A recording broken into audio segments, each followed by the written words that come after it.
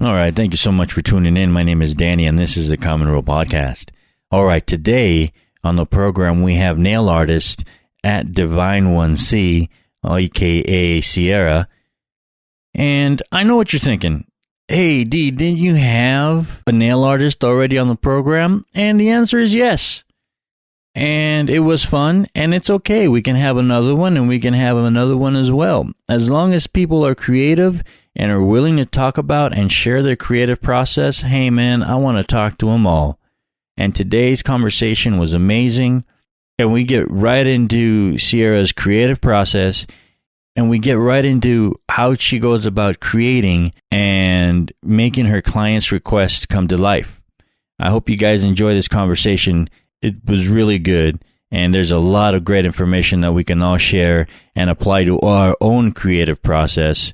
And as you'll find out, there's a lot of similarities between doing nails and photography and Shakespeare. All right. Thank you for listening, and here is my conversation with Ciera. When you guys create, you guys have to immediately, for the most part, answer for your creation. Mm-hmm. Mm-hmm. How much pressure is that? Like, because you have the client sitting there, I imagine. Yeah. Well, by the way, welcome to Nail Talk. Right.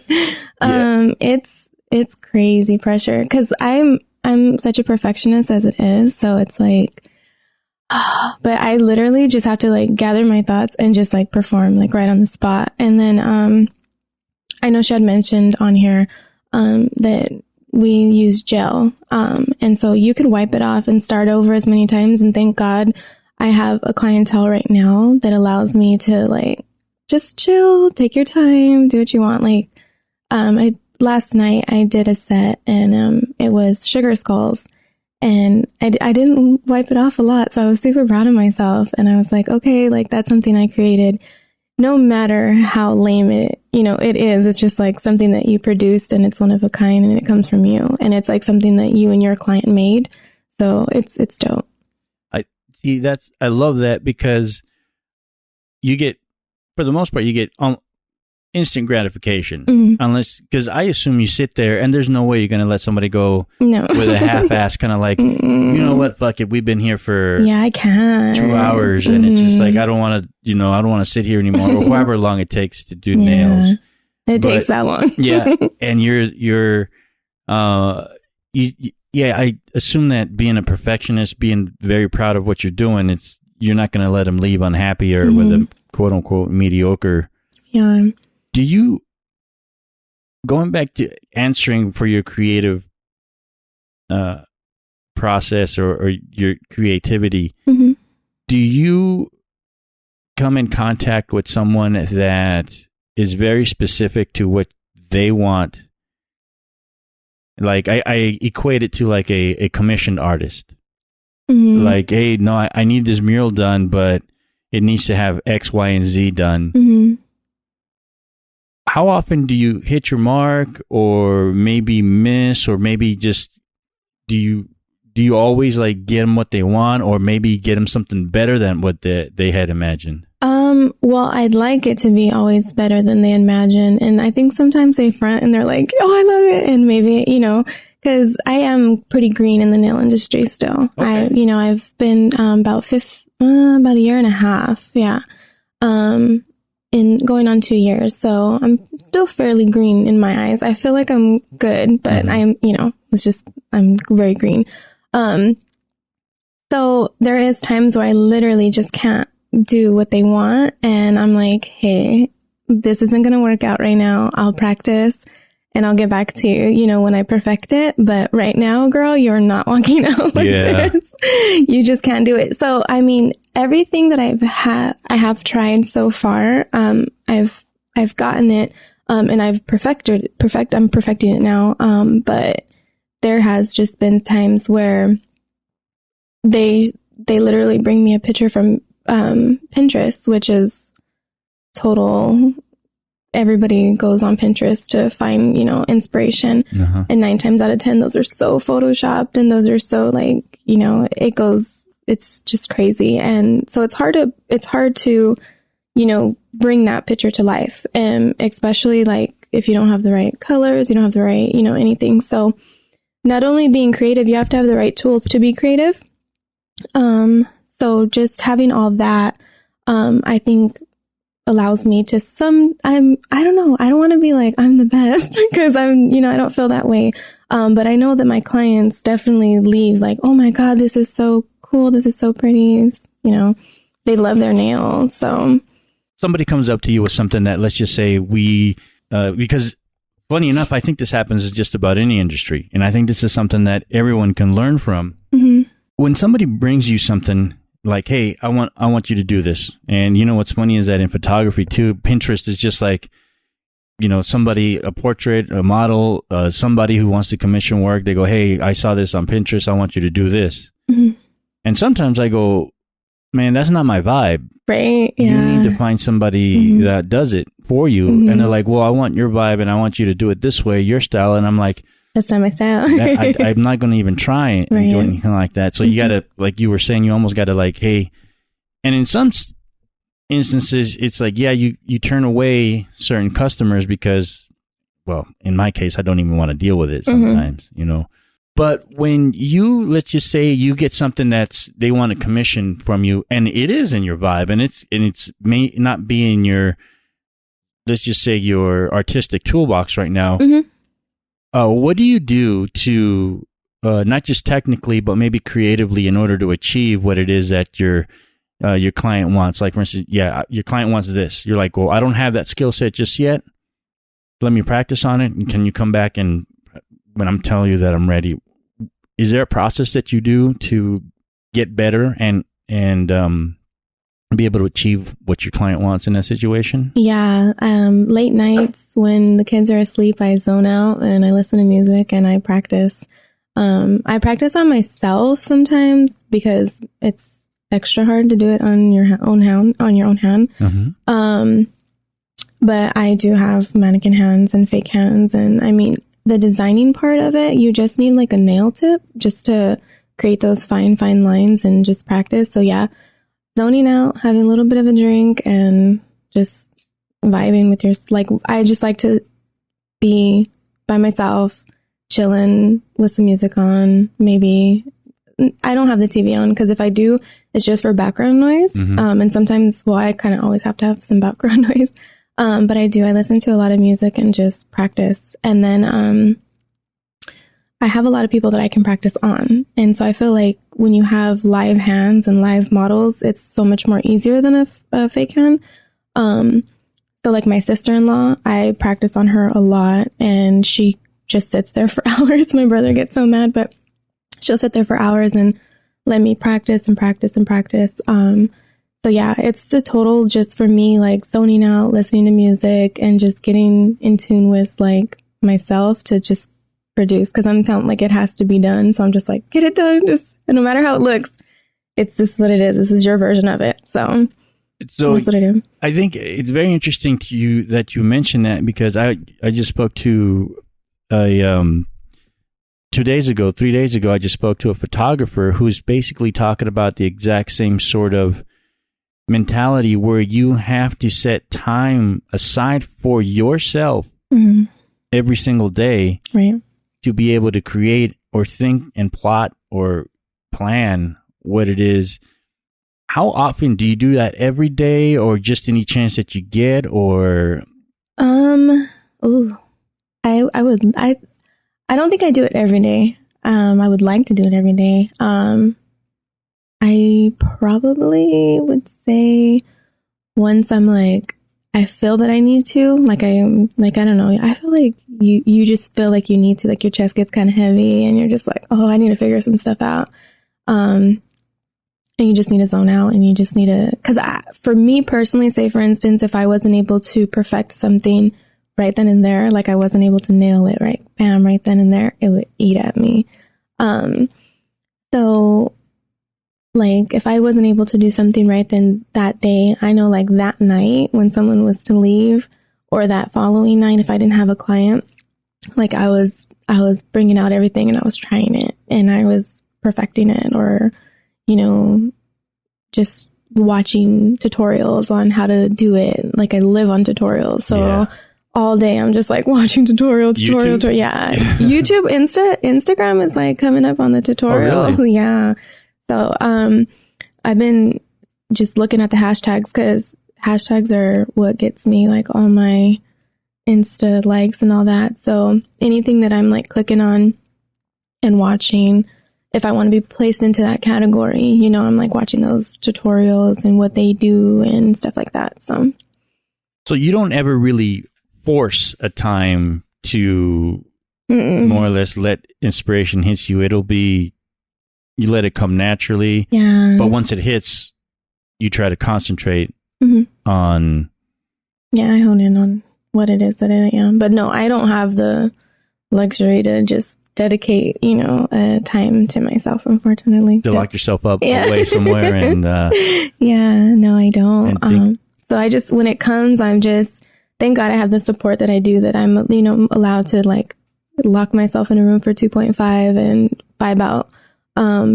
But yeah, it's my kids require, you know, all my attention. Oh yeah. And that's another creative process probably. Yeah. So how did you come up with that, let's just say more or less the process to create? How did you figure out that it's probably best for you to just let it happen naturally as opposed to maybe forcing it or not doing anything about it at all? I feel like if I was to force it, I feel like I would give myself mad anxiety. Like I would overdo it, or I would I just wanted I wanted everything to stay like pleasurable for me, and I feel like if it becomes like a, you know, like a I have to do it, it's not going to be as joyful for me as just like letting it flow. And I've barely mastered the letting it flow. Okay. Like, yeah, because I'm used to being like, okay, you got to set this time. But it was after my second kid that I'm just like, just go with the flow. do things when you can. And it's been working out. Why after your second kid? Is there anything specific that happened when you had your second child to where you're like, I've been structured too long, I need to let it flow? Is there anything specific that happened during that time, or? I think it was just like a realization of just how like little shit don't matter. I'm just like the little things like that would bother me so much, like they just don't matter. I feel like when you I don't know, this is just me speaking, but when you have like a second kid, you just have like a whole second outlook on life. And so he just brought mad perspective into my perspective. Like I just was like, dang, like none of this stuff that I get so bothered by like all the time, like being in control of everything, like it would really, really bother me. You know, it just doesn't matter. Yeah. So I don't know. That's just what it was though. It was just a realization. Just some sort of epiphany that came along, huh? Had you always have creative tendencies, drawing, sculpting, something like that since you were little, or?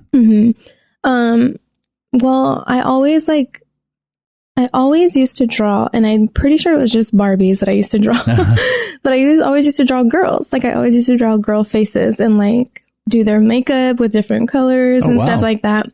And then I would dabble here and there in poetry. And then just liking to, you know, color and stuff like that. But it never was really like, oh, I'm so, you know, I'm an artist, you know. And then I would be very creative, like just little things I would be able to do.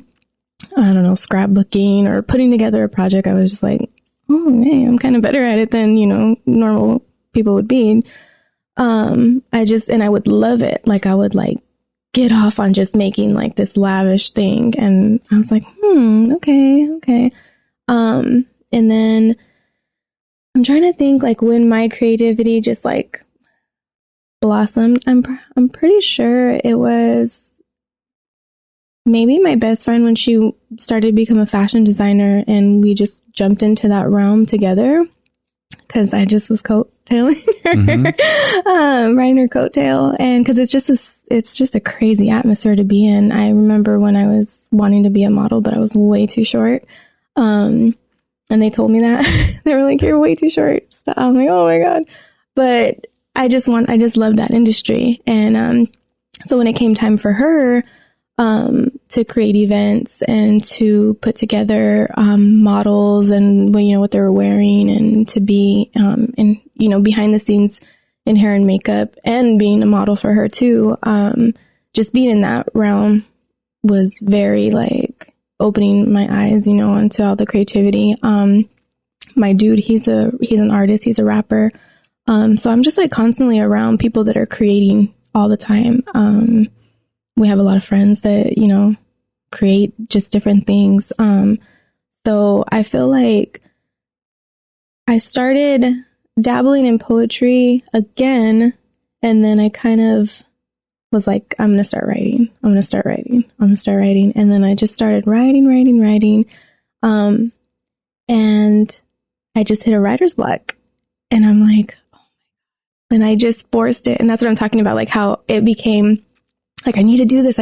Cause I just thought it was so dope. I was writing, and getting just like feelings out there, and it just came to a complete halt. And like, I'm just like, I still to this day cannot write a poem. Like, and it's been, I think 2 years. Oh, wow. And I can't, like, even my best friend's like, you need to write something. I'm like, I don't have it in me. It's gone. Like, it's just gone right now. Like, that part of me is kind of like asleep.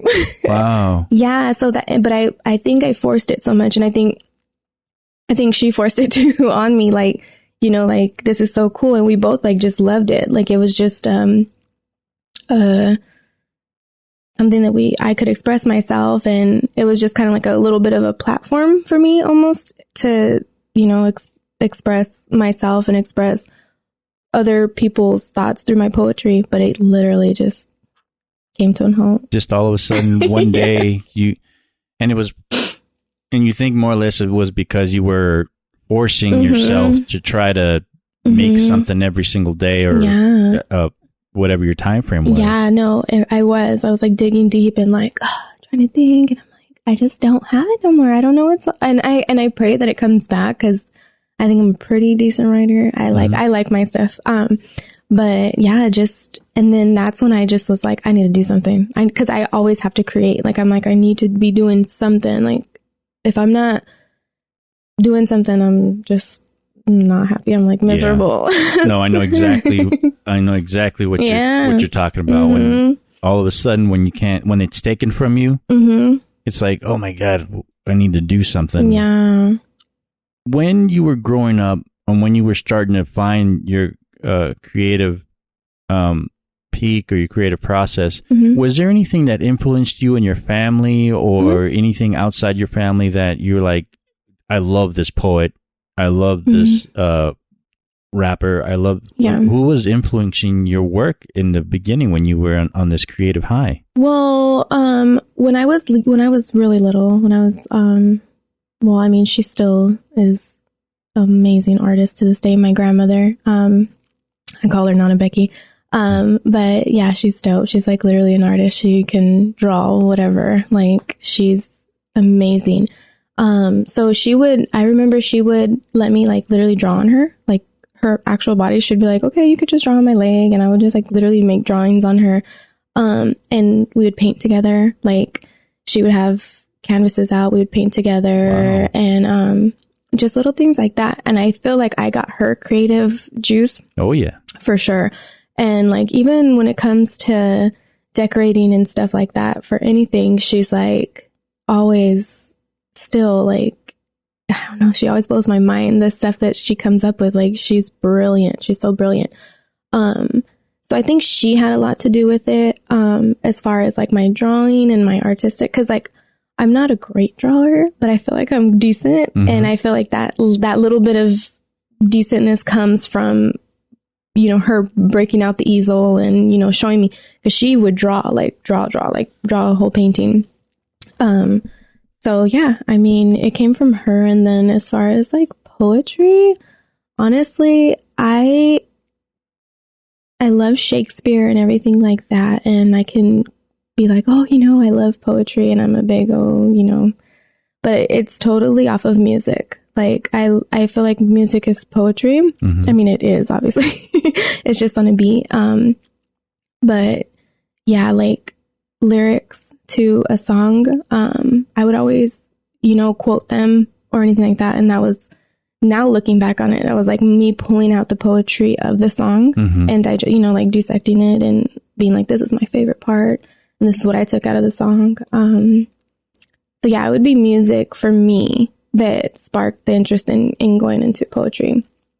I love Jay-Z. Mm-hmm. He's a poet to me. So yeah, I love him. Whoa, good shout on him. But yeah, his music plays a huge influence on, his like metaphors and everything that he uses when he raps and stuff like that.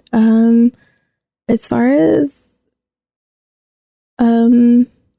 like a favorite poet that I would have, it would just be Shakespeare. I quote him a lot. I like his work. But I just feel like it's so cliche, to be like, oh, my favorite poet's Shakespeare. In this day, less and less people know who Billy Shakes is. Yeah. It's just like mm-hmm. everything that's right.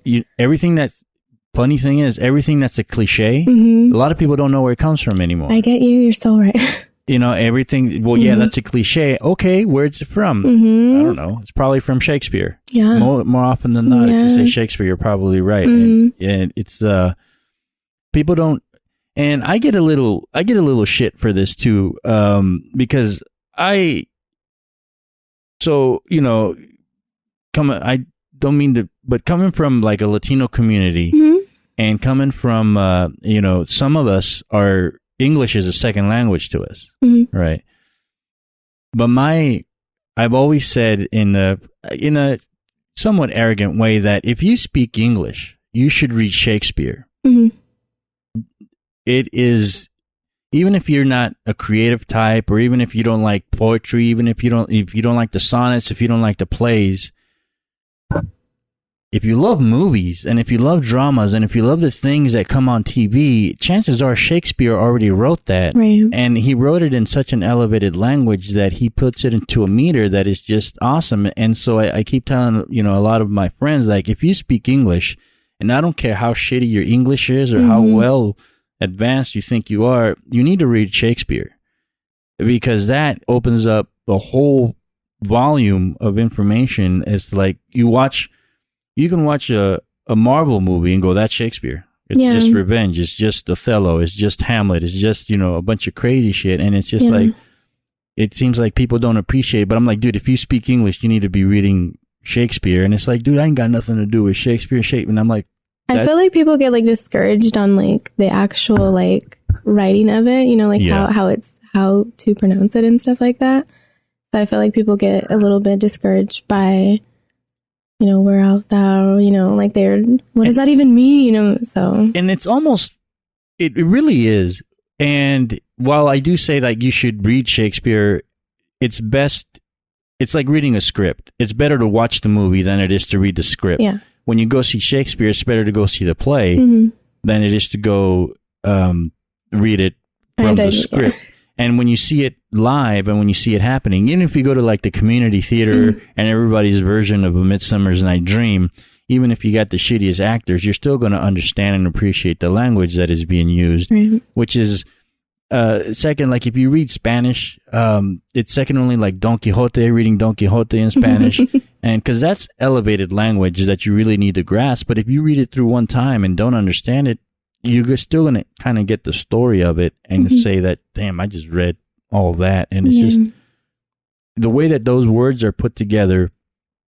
I think in the whole scheme of the artistic process, it helps you put other things together too, that open up the doors for, you might not think that doing nails has nothing to do with Shakespeare, mm-hmm. but in a weird sense, it does. It's part of the creative process that I wish more people would take advantage of. Mm-hmm.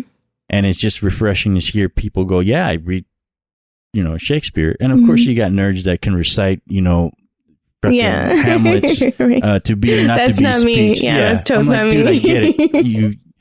I'm like, what play did you? I'm like, what community college were you at? Oh, I was at the JC. I'm like, yeah, I know. Probably recite and he probably wasn't even the Hamlet. Mm-hmm. When your grandmother was, and I consider when your grandmother was putting you through the, essentially making you an artist, did she at all talk about technique, or just let you go and say, hey, just let it out? Yeah. Free flow. She never, she never like showed me like, hey, this, and that. I just would watch her. Mm-hmm. And then, it was never nothing like, hey, draw this line. Cause I've taken art classes and where it's like, oh my God, I made this whole beautiful painting. And they're like, okay, you draw this line, you draw that line, you do this, you do that. Mm-hmm. No, she never showed me anything like that. I felt like it was just her creative energy, just being there while she created is what sparked probably my interest at such a young age. And did she live with you guys growing up? So did you have constant? No, she didn't. So, actually, that's my mom's mom. My dad's mother raised me. So, okay. My grandma, my mom's mom, who I'm talking about, I didn't live with her. So, I mean, she would visit me and stuff like that. And then that's when we would have like our one-on-one times mm-hmm. and stuff like that. But I lived with my dad's mom. Okay. Yeah. And it not as creative at that point, or? No, my Nana Sally, she's dope too. I love her so much. She's kind of the person that always just let me have freedom. Like, just whatever you want to do, mm-hmm. go ahead and do it. I'll support it. Whatever you need me to provide it, then I'll figure it out and I'll get it. And so that's what she did. And that's how she fed my creativity. And that's just as important. I was going to say, it seems like more and more people that we come across don't have a support system. Yeah. Mm-hmm. And end up like having a lot of talent just fade away. Right. Nothing worse than wasted talent. Yeah. And it's heartbreaking a lot of the times. You see friends growing up where they could have been somebody. Yeah. But a lot of people, and in certain, like in my situation too, it was just, I just broke free of certain things. And I was mm-hmm. just, again, speaking to a couple of people a while ago, it's interesting how where there's a will, there's a way. Yeah. And not everyone gets to have a nice, nurturing support system mm-hmm. To go and create. Yeah. At one point, I noticed that you drew on you said that you used to draw on your grandma's body, mm-hmm. and I immediately think tattoos. Yeah. What? I assume that at one point, how did you pick doing nails instead of what I would have assumed would have been like, okay, well, you can be a tattoo artist or something like that. As far as what drew you to making nails? I mean, I understand it. We talked a little bit about fashion before, but right. Well, I feel like I don't know if I ever got interested in like drawing as much as that I probably should to pursue anything like that. And I never perfected it or anything like that.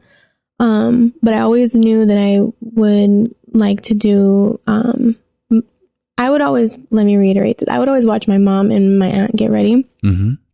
And they would always, hair and makeup. So growing up, like I would watch my Nana get ready. I'd watch the ladies get ready.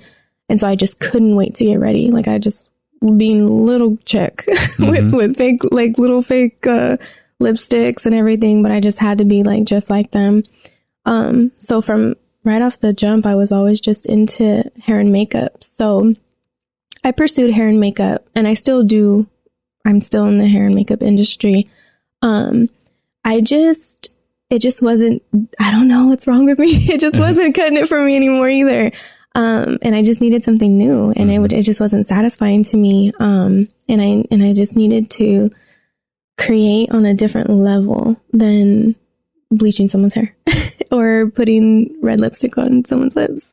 And that's when I was just like, I think I'm going to do nails. I think I think I'm going to do nails. And I think the first person that I told was my nail tech. I was like, I think I want to do nails. I just text her. I probably was like at midnight because those are when my little ideas pop into my head. I'm like, hey. I think she texted me like, okay. Like, just like, what the heck? And then, you know, I'm getting my fiance on board to see and he's so like, I would tell him I want to go parachuting. He'd be like, hell yeah, let's go. Like, he's so down for whatever.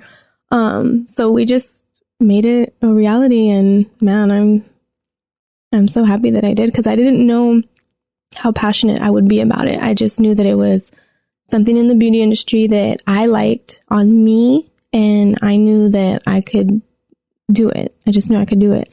But as far as like creating it and like going in depth on like how everything is done, I never thought it would like consume my life like this, because I'm completely obsessed. I see that.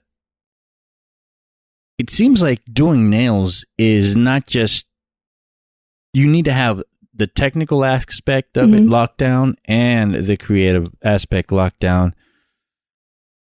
And of course the process is still learning, right, and things like are you faring well with the technical aspect of doing nails? Is not frustrating to you? Are you learning basically as you find it necessary to learn certain things, or no? Did you? I try to be proactive on the technical part, because I feel like that was like my foundation to what I was doing. So I went to nail school, and in nail school, they basically just teach you the sanitation part of the nail industry and how to polish a nail. I mean, I think I did 2 acrylic nails, which an acrylic is what I do on a daily basis now. So right off the bat, I got out of nail school and I didn't really know how to do something that I wanted to do. And I had this license and I'm like, okay. So I instantly took a class, a one-on-one, with a nail tech. So she could teach me like the technique on literally just applying a nail. Like, she went from prepping the nail to applying the nail to filing. We didn't even like polish the nail, and it was 3 hours. She just went in depth on every little thing that I possibly could know. And that was like my first thing. And I'm like, okay, this is my foundation. I need to learn this, because prior to that, I was just having so many issues. Like, it was just like, oh, why is my shape coming out wrong? Why is this, like, why are my nails popping off? Why are, so just getting that down it was right off the bat. I just knew that was number one that I had to be proactive on. And that was, if I knew how to just do a good shape and my nails stayed on, I could just, that would just be my thing. Just do one nail color or something like that. But you went out and again, you sought out someone that you admired as far as their technique goes and go, hey, show me how to do this. Yeah. And which is, I think that's very important. It seems like that seems to be a common denominator in a lot of people that want to move forward in their whatever genre they're going to be. I know, for instance, a buddy of mine wanted to do some sculpture with metal and sculptures with alternative processes, sort of thing. And he went out and sought, hey, how do you weld this? How does this work?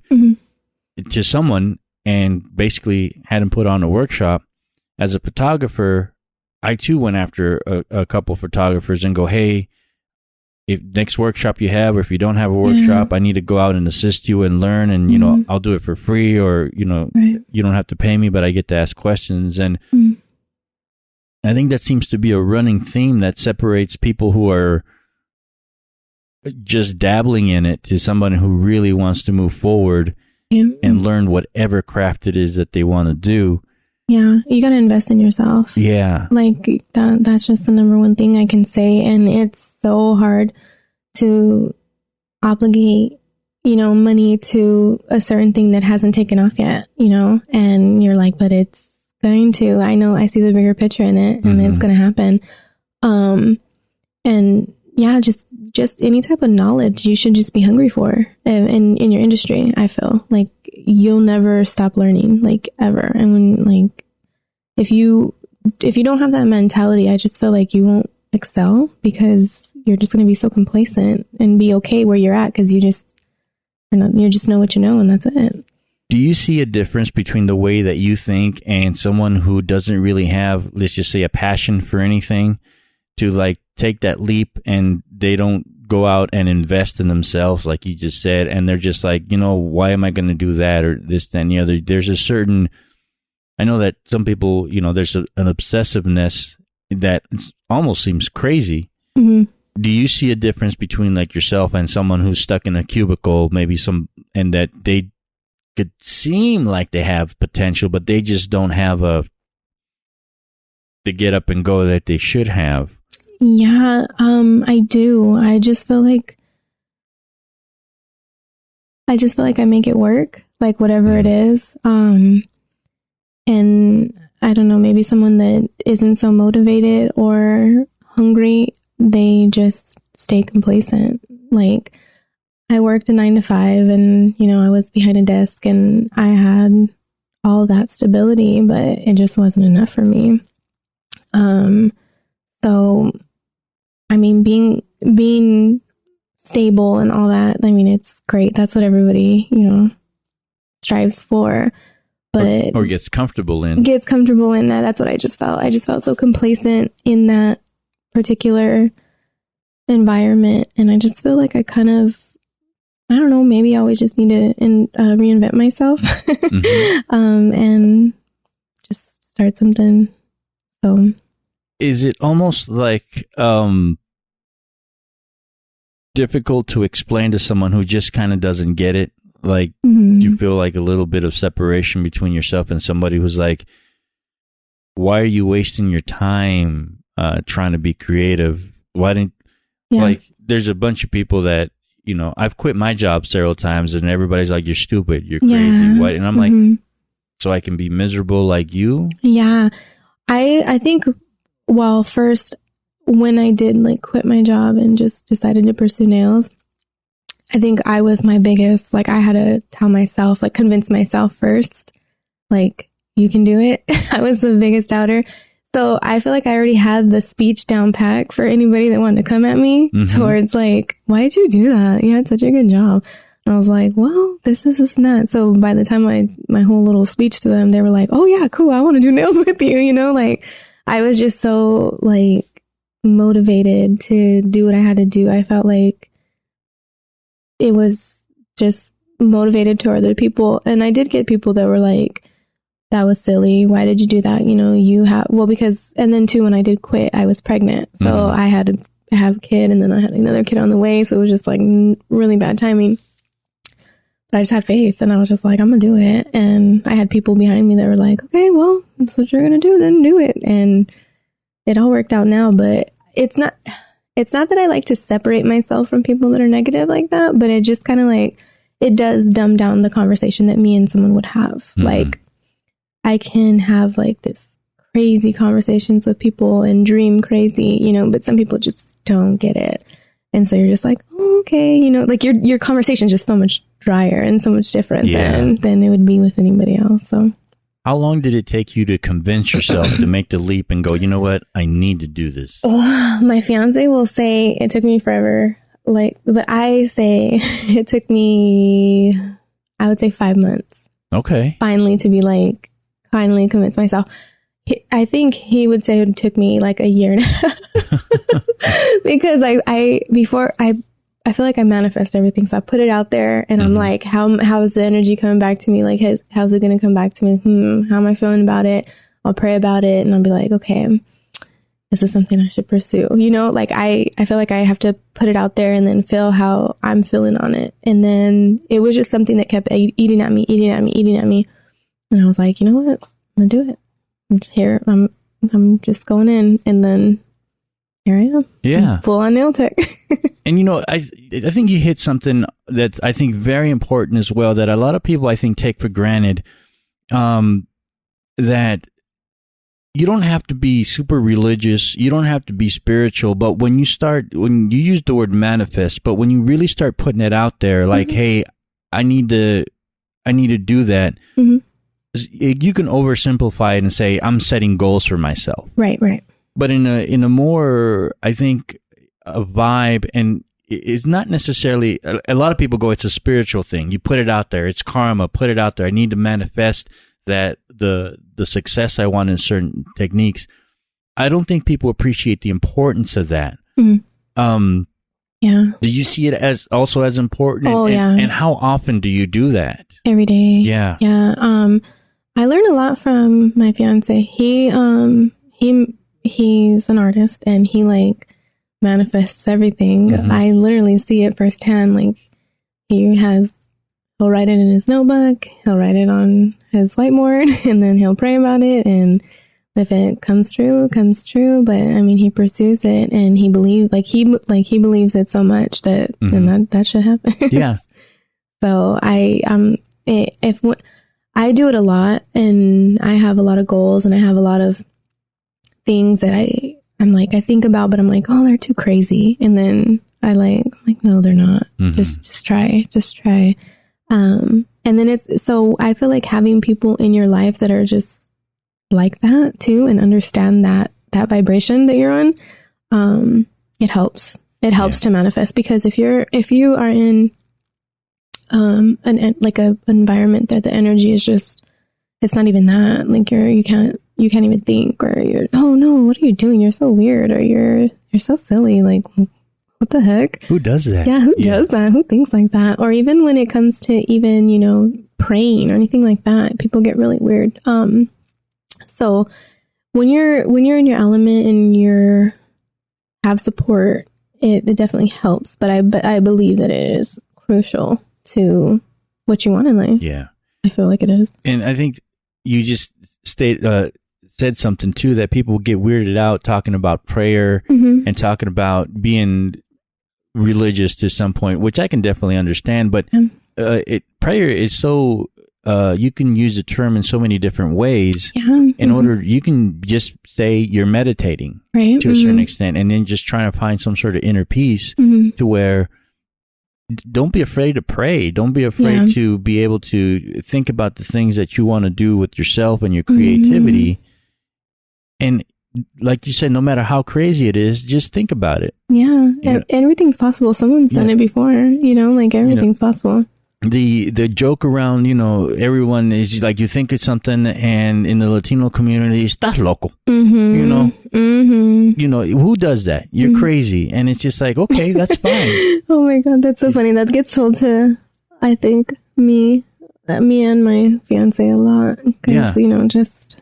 And you find that most people whose mentalities, the crazy ones, are usually the happier ones. Yeah. And it's, there's this, I think what I'm trying to do, or as far as, with conversations like this, is allow people to fail. I think a lot of people are just afraid to take a leap to do something. Right. And everyone's afraid of so many things, of failing, of, oh my God, what is that person going to think of me? Or what is society going to think of me? I should be at a certain place in my life right now, and I'm not, because I'm pursuing something else. But failing is awesome. Yeah, it's a lesson. You're supposed to learn from it. Yeah. It's a Bruce Lee thing, sort of thing. And, I draw inspiration from everywhere. So Bruce Lee's one of them. Now, we've talked about taking the leap creatively. Now, we haven't spoken about how important was it to take the leap financially.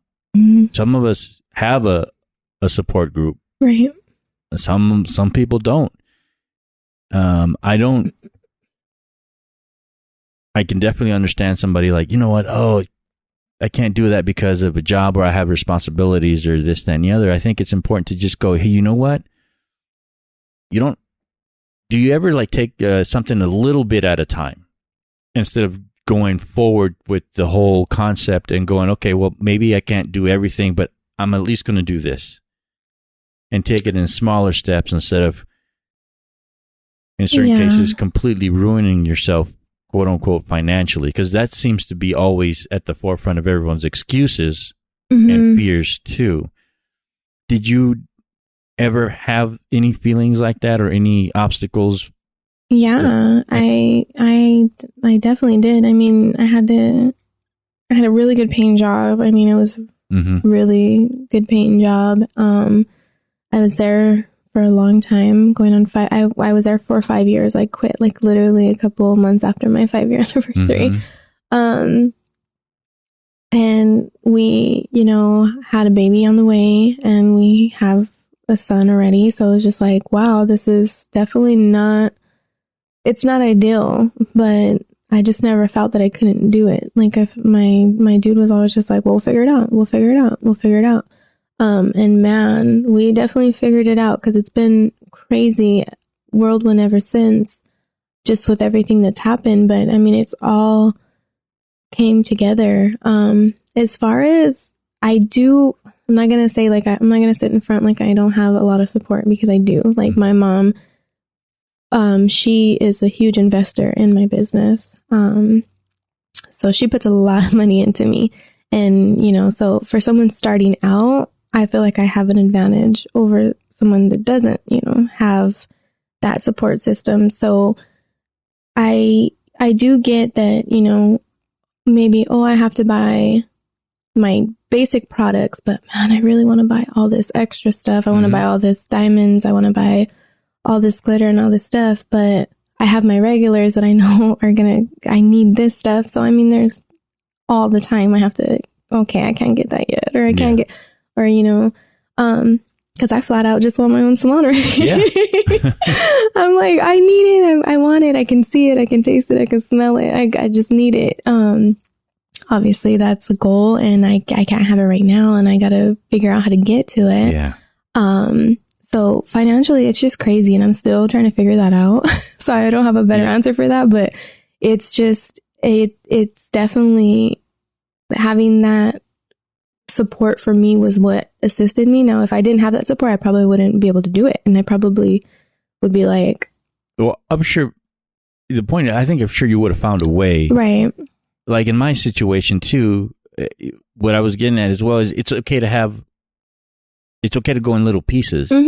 I have tons of equipment that I just over the years have amassed. And hopefully one day it'll be a 100% sort of, I get to do what I want to do but I don't mind the day job, right? As long as I fulfill creatively what I need to do, and that's okay. It's not. You can do it by little pieces, and even if some people are lucky with a nice support system, and some people aren't. But I think I get the feeling now, and correct me if I'm wrong. Had you stayed at your day job, emotionally speaking, as a person, do you think you would be as happy as you are now? No, I couldn't. I couldn't stay at my day job. That's probably the difference. Like, I had to do this for my sanity. Like, when I had told, the VP and the president of the company, I was like, I gotta go part-time because I need to go back to school, and it's for my sanity. And they literally looked at me like, what the heck? Like, what's wrong with you? And I'm like, I don't know. It's just something like going on with me, and I need to figure it out. And this is what I have to do. So for me, like, I had to make it work. Like, I had to make that a thing, like, because it was just like, so why are you doing this? Like, it just didn't make any sense. So I had to come back and go like 10 times harder just to figure it out and make it work. It's funny how, because when you own your own company, you're the president of your own company, in a certain way, that's part of your passion. Right. And I think it confuses people when they have a secure job, or they've given someone a secure job and they don't share the same passion as like, I've given you everything you have. Why are you basically quitting on something that's supposed to be? I feel really bad because I'm so loyal, and it's like to a default. Like, leaving my boss was the hardest thing. It was like the worst breakup for me. I was like, oh my God. But I had to do it. Like, I'm sure they're like, cause I mean, I had a cake there. Like, I was there for so long. Like, it was cake there for me. And I think because it was so cake and I wasn't going anywhere else, you know what I mean? There wasn't more room to move up. Mm-hmm. I was like, I gotta go. And they didn't get it. They were like, what else can we do, you know, to figure it out? And I'm like, I just don't want to be here. Like, it's not you, it's me. Yeah. But it really was. And I had to leave. And I mean, even if it was to go to, I don't know, I just knew I had to do nails. I don't know what it was. And I honestly don't know what it was, but it was calling me and I had to do it. Now, you were saying that before then you were doing hair and makeup. Yeah. Mm-hmm. On were you like doing weddings and quinceañeras and stuff like that.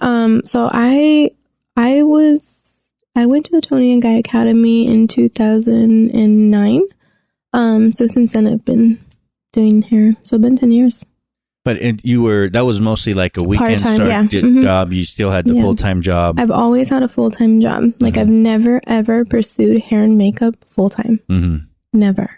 And I mean, I probably tried to, but I never like made it a point to do it. You weren't as passionate about it. I guess not, as right? Nails all of a sudden. And maybe that's why my passion for nails grew so much, because I knew how much I put hair and makeup on a back burner and how great I probably could have been if I was more passionate about it. Mm-hmm. Maybe that's something that sparked it. I don't know, but nails is definitely a little bit of I just feel like regretful that I didn't start it sooner. So yeah, that seems to be another common theme where people finally jump it and their only regret is that I wasn't crazy sooner, right? Quote unquote. Right. Mm-hmm. So you've been doing this for about a year now. Mm-hmm. And how has it gone so far? It's gone great. Yeah. It's gone really good. I mean, I obviously had, my rough months where nails weren't staying on, or I didn't have, colors that girls wanted because my inventory wasn't up, or, just little things when you first start off that happen. Even pictures that I look back on from a year ago, I am having year memories now. So it's hilarious because I'm like, oh my God, my first nail sets, like they're so crazy. I mean, I'm not half bad, but they were not a total. You're better now. Yeah, I'm so better. So I'm just like, okay. But we're here now. So I figured it out. Where do you, again, you mentioned that as far as driving or feeding creativity, you get it from Pinterest. Mm-hmm. And I assume you get bombarded with a bunch of clients who also, they scour the web. All day I get sent DMs all day from clients, from people that aren't my clients, from just everybody, like, hey, I thought of this nail inspo, and sends it to me. Hey, I thought of this nail inspo, sends it to me. I'm constantly getting DMs of nail inspirations. I follow nothing but nail text and nail everything on Insta. So my feed is just... You're obsessed with that, constantly 24/7, always thinking about nails and technique and how... Now, does that come natural? Is there sometimes that you take a break from it, or is it you just love it so much right now that you're just absorbing everything? Mm-hmm. When you like first fall in love with something, you just like get obsessive over it. I think that's where I'm at right now. Okay. I'm in honeymoon stage with nails. Still, well, that's hopefully it keeps up. It's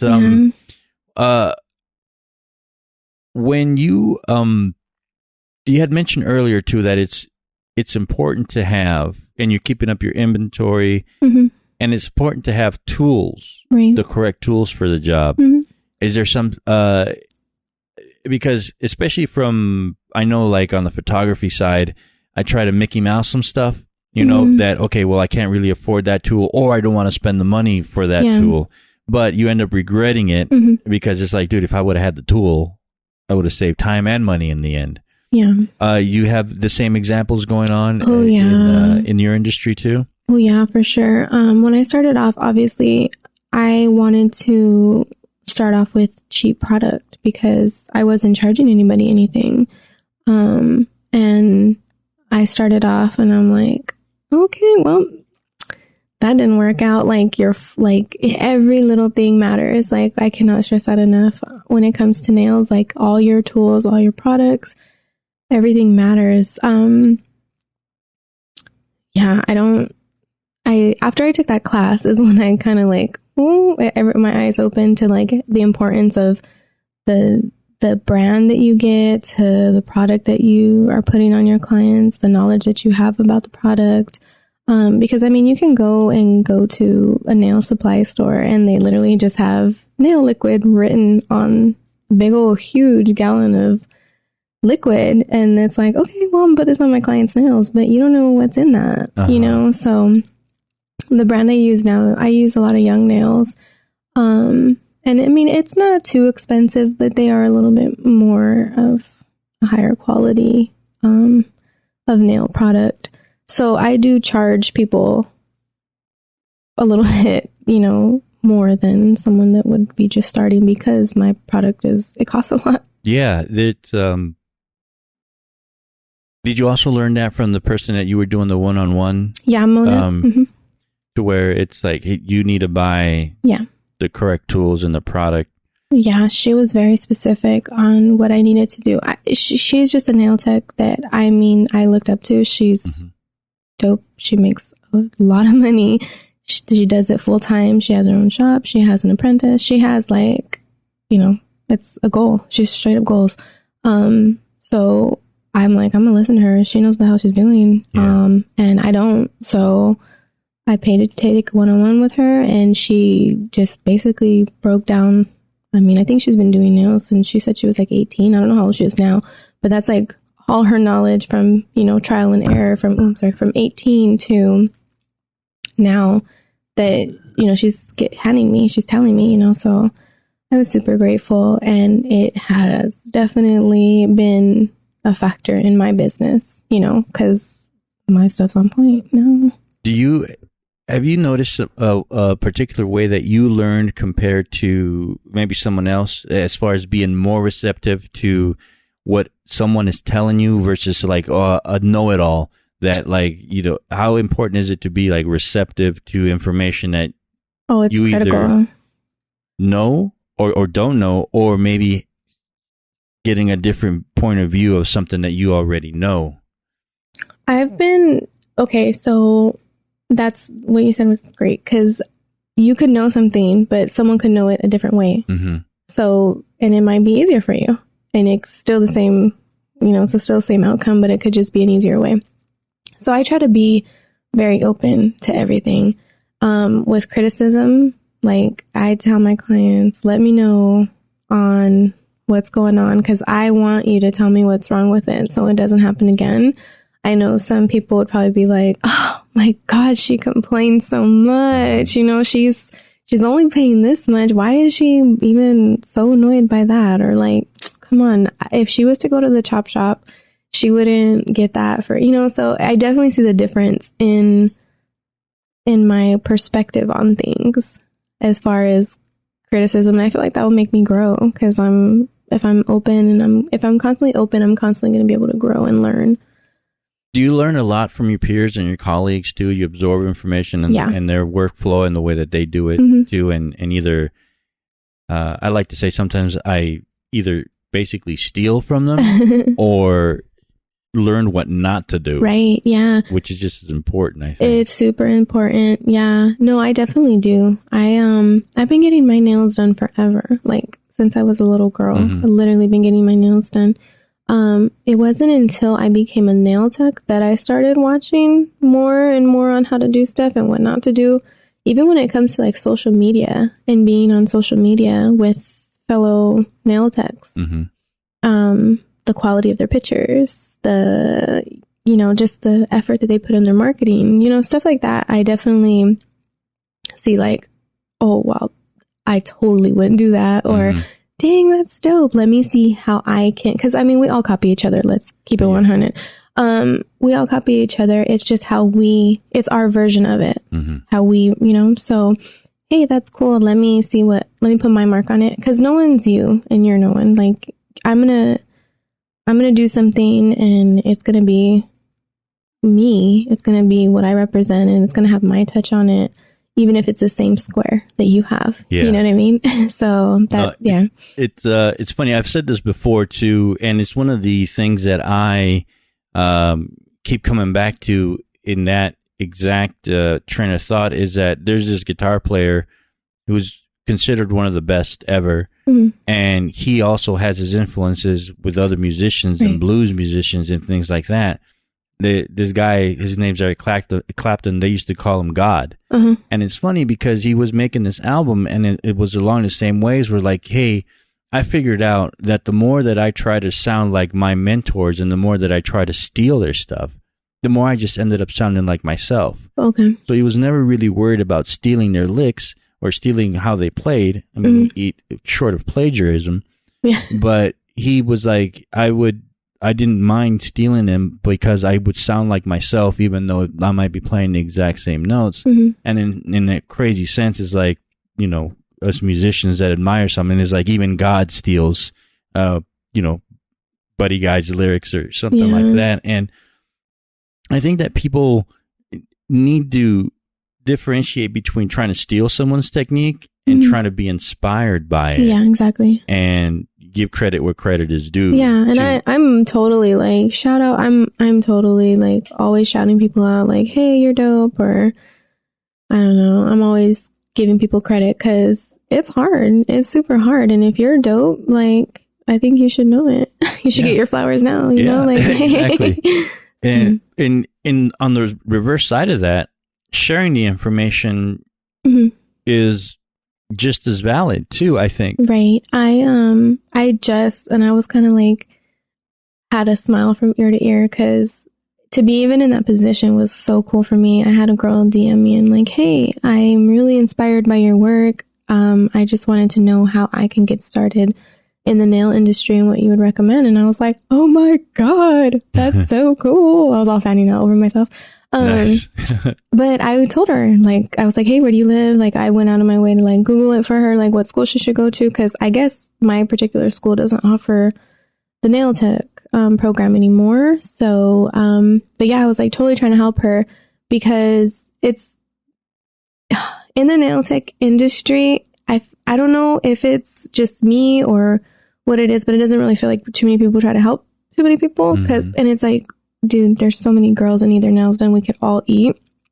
But people get a little bit weird about stuff and about telling stuff. I know my particular nail tech, she like anything I ask her for, she tells me like her secrets. Just like, here. She even sends when she doesn't have, when she's booked and her clients need somebody, she sends them to me. Like she's just so, like she's totally not a hater. Yeah. So I try not to be like that too, because I'm like, I was at that position one time in my nail career and I didn't know what the hell to do. I didn't know where to start, what to do. Do I YouTube it? Do I become self-taught? Do I go to school? You know, whatever works for somebody works for somebody. But to know where to even get your feet wet on, I don't know. It's hard. So I was happy that I was able to be open enough to, you know, approachable enough. And be somebody's resource. And hopefully she got something out of it. Yeah, I hope so. I told her, do it. You'll love it. Awesome. You know, there's not, like you're saying, I think in a lot of industries, even when I'm trying to figure out how to do something myself, there's very few people that are willing to share information on how, well, no, you're stealing my techniques and this, that, and the other. And it's like, you know what, bro? You're not even that good. I just need to know how to do this. Right. That one thing. What? You know, you had mentioned something just a second ago about, well,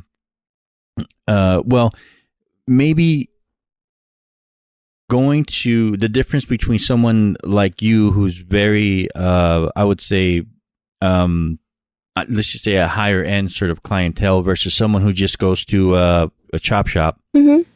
Are you afraid at all of somebody taking your business? You kind of mentioned that a second ago that you're not, but are you afraid of all of the type of business that they do compared to what you do?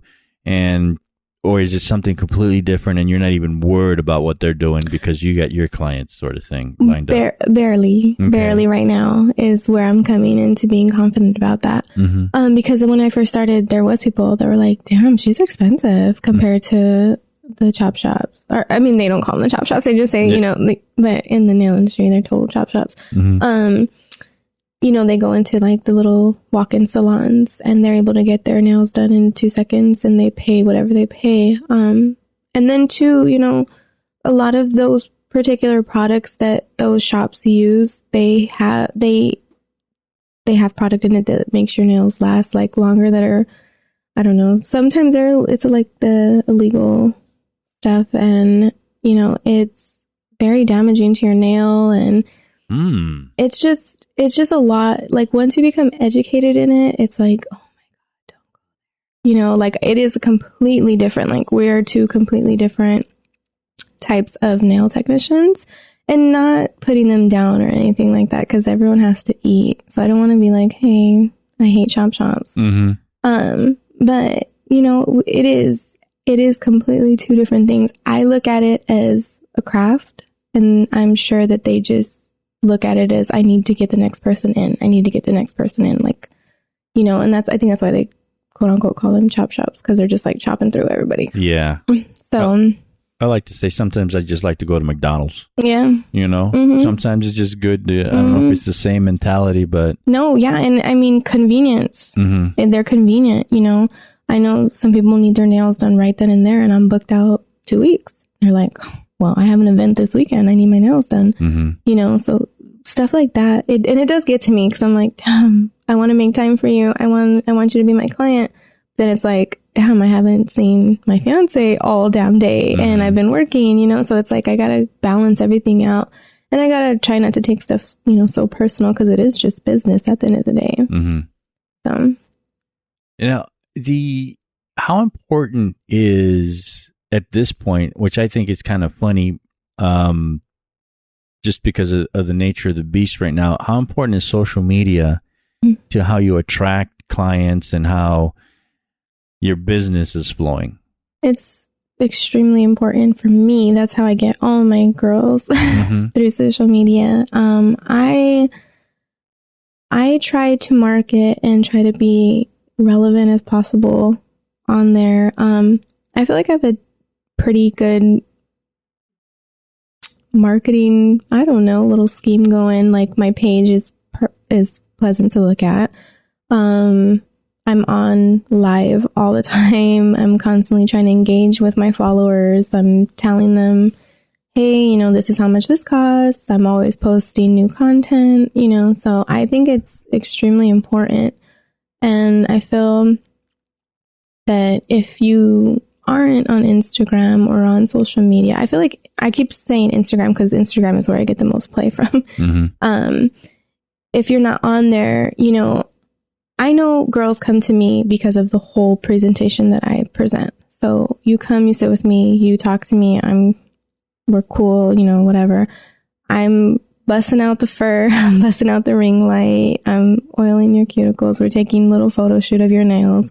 I'm going to post it, I'm going to tag you, you're going to get that little shout out. You know what I mean? Mm-hmm. Like it's a whole ordeal that when you come see me, like I make it a big deal because it's a huge deal to me that you're coming to see me. So I go out of my way and I make it a big deal. And I know that when I would get that treatment, I liked it. Mm-hmm. I liked it. And I'm like, oh my God, it's so cool. I can't wait to go get my nails done again. I can't wait. So I know how important it is on Instagram to be that big on social media, always being relevant, always keeping your clients educated, because everybody always wants to know, hey, how much does that cost? Or, hey, so just being proactive and engaging with them and letting them know and always answering your DMs. I noticed that some like the Instagram feed is so clean. Mm-hmm. It's almost like it's just you put as much attention and detail to that as you do with your work. Mm-hmm. And I think that transfers over to you were just touched up on it. Your clients look at that and go, hey, that's a great page. Mm-hmm. So I'm going to go to her because there's not too many distracting things that happen or go on your page from your business. Right. And I think that twofold, what you just talked about is how if you're taking the time to feature me on your page, then that means that, hey, that you did a great job and everyone's happy about it. Mm-hmm. So it really does transfer over to getting more people coming. And I just mentioned it because it seems like a lot of times people nowadays are, I don't want to give too much credit to things like Instagram or Facebook or anything like that. But at the same time, it's a necessary evil. It is. To where we have to post our work if we want to go the commercial route and sell it to the bigger audience. And I even see some people who are artsy fartsy who have a sort of contempt for Instagram, but yet they still have an account and they still post at least once a week or something like that. But social media is a big tool. It is. It's how everybody finds everything now. It just is what it is. Like, it's everybody, even to have your social media come up on Google, like, or have your business website come up on Google, like, everybody Googles everything. So if you're not using the internet, then, you know, you're just not with the times. And if you're using the internet, you're on social media. I mean, it's just what it is. So, but yeah. And it's, when you do draw from the social media crowd, you don't, at the moment, you don't see any limitations at all of it, like missing out on someone who, again, you just mentioned that that doesn't use the internet or social media, you know, like my grandma or something like that. Do you have any sort of maybe strategy for getting people who don't use the internet besides, or maybe it's just word of mouth has been good to you? Yeah, word of mouth has been, well, I've had, you know, clients for those 10 years that I've done hair and makeup. So I've kind of been in the industry. Yeah. So I was fortunate enough to get all those clients to be my nail clients and then word of mouth from them. I have business cards. So I have, you know, the old fashioned way. I have a telephone number. You can call me, you can text me. So I do have the, you know, that available to a client that wouldn't be able to reach me on IG or on Facebook. But I feel like majority of my clients come from Instagram. Like everybody just hits me up on Insta. Even my older clients, they're on Instagram. So I mean, yeah, that's really like I do everything through there. That's where I've gotten all my business. That's awesome. All my new business, yeah. I think that that really is amazing. I think it's an underdeveloped tool for. Oh yeah. And the thing is, I guess for people that might think like me, that like, man, fuck Instagram, you know, and this, but it gets to the point where like I think I need to be more active on it instead of just posting once every 5 days or something like that, because it seems to be a tool if I want to sell, quote unquote, my work or have it be more visible. Well, like the way that their algorithms always change, that you just constantly have to be posting because, say, for instance, sometimes you post literally on the time that I'm on and I don't even see your post. So if you're posting something and then sharing it to your story saying, hey, I have a new post, I'm going to see your story before I see your post. So it's just, you got to always do like I don't know, you guys got to think about stuff like that and about what time of the day you're posting your stuff. Like it's a whole ass job, I promise you, within itself. But it's been working for me. It's been really, really working for me. As far as I've been trying booking apps and everything like that. And I'm laughing right now because I'm going through 2 different ones and I'm over it. I'm like, just DM me, just old fashioned way. Just call me, DM me, text me. Wow. Because I'm so over it. The little flashy booking app, and nobody even uses them. All my clients are just still DMing me, so I don't even know what to do. But yeah, I mean, Instagram has your own little portfolio right there for you. Just scroll down. I mean, you can DM. Yeah, huh? I mean, it's all basically built in. Yeah. Do you have a way to decompress after all that Instagramming, after the Pinterest, after going through, because you mentioned you needed to spend time with your fiance. Yeah. Now, and then we had talked earlier about how as far as the creative process, you let that more or less flow. Now, when you decompress and you finally need to stop at least creating for a little bit, do you make time for that as well, or do you like, hey, I'm not booking anything today, sort of thing? Sundays are my days where I don't book anybody. I mean, if you do get on a Sunday, then you're lucky because that is the only mutual day that me and my fiance have off and that our son's not in school. So that's like where we right now it's football season, so it's football day for us, but it's Sunday fun day. So we always make it a point to like have a family day on that particular day. So yeah, that's the day that I decompress. And either if it's just us chilling together, watching TV or going somewhere, him writing, he writes a lot. Me just listening to music or just listening to my kid talk, you know, just that one-on-one time. Nice. And everybody's on board. Everybody's like, hey, let's just Sunday, drop everything that you're doing during the week. Let's make sure that we spend time together and that we make it happen on Sunday. Yeah, we do. Either lately we've been having breakfast either with his mom or my mom, just so they have one-on-one time with the kids. And yeah, we just try to make it about each other, because working so much and being in the social media realm, because I mean, he does it just as much as I do it. Being an artist, he's always constantly on social media as well. So I mean, it's kind of hard to like not get lost and be like sending him a DM when he's next to me. Like, hey, look at this meme. You know what I mean? So we have to kind of be like, let's put the damn phones down. Let's face to face. Let's talk to each other. You know, so it's needed for us because we're heavy on social media. Yeah. Heavy on social media. And if you, as far as being because Sunday's over and then you're right back to the grind. Do you find your work ethic differs from even other people, your colleagues or your peers, to where someone started off on nails and then they get burnt out and then they're not, they don't want to do it anymore?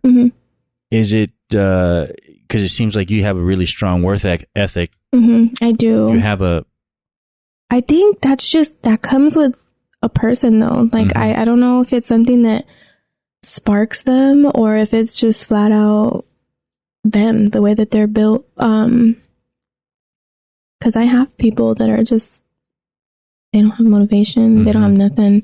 I think I have the work ethic that I have because my mom was my boss. And she was a mean boss.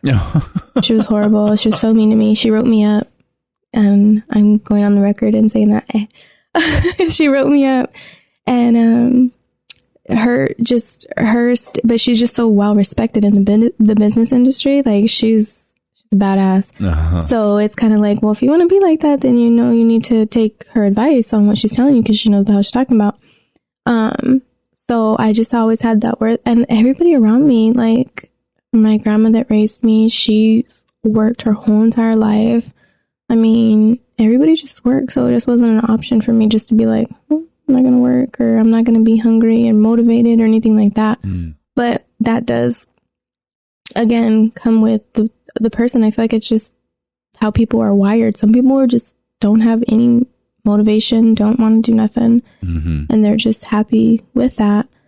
But I just always have to keep moving, always have to keep pursuing something, because even with nails, I'm kind of already like, yeah, I do my clients, but how can I have a salon? How can I have other nail techs around me? And instead of going to a salon and being around another nail techs, I'm like, no, I want my own salon. I want to have nail techs work for me. So I just have like a kind of different frame of mind when it comes to stuff like that. Like, I just feel like I have such a leadership role that I always have to play, that I think that's what makes me stand out from the rest and makes me feel like I have to keep pushing, or I don't know, it's just something within me that comes out naturally. Yeah. And keeping with that, what you just mentioned, what's next? What would you like to on the horizon, as far as you mentioned having your own salon, having people work for you? I definitely want eventually, my own salon. Where do you want nails to take you?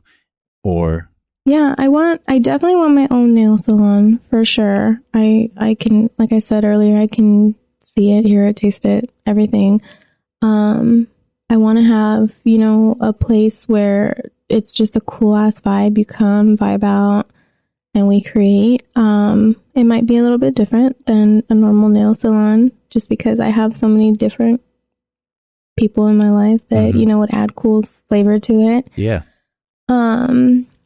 But I definitely want it. And I just can't say that enough. I want it so bad. I'm just still like, even in the early stages of just trying to figure out how it's possible, like how I can figure it out.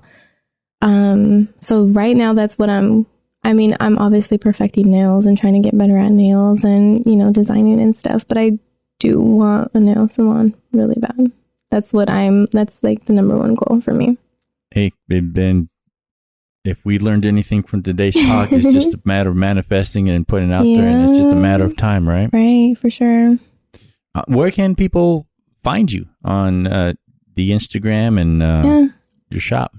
I am located on 75th Ave in Lower Buckeye, so I am on that side of town. I am on Instagram. You can follow me at Divine1C. And yeah, I'm also on Facebook as well, Divine1C. Awesome. I'll put links up on the show notes as well so they can find you. Right. Wow. Thank you so much. No problem. Thank you so much for having me. I loved that. Again, you don't think you're going to learn anything from something that doesn't seem to be at all related to your own personal thing. But I'm learning more and more through just talking to people that are creative in any sense, that there's so much I can apply from talking to someone who's a creative type in any realm. So right. No, for sure. I really appreciate you letting me pick your brain and thank you for having me. Coming over. Oh, for sure. Thank you. Thanks. Thank you so much for listening. If you have any questions or concerns, you just go ahead and email me at thecommonrule@gmail.com. I'm going to leave all the links for Ciera's information in the show notes. Check them out if you wish to get your nails done, or if you have any other questions or concerns you'd like to ask her. If you want to follow along, of course, we're on the Twitter at Restless Samurai. The Instagram is The Common Rule, and thecommonrule.com is the website. All right. Thanks again, guys. Have a good one, and enjoy your youth.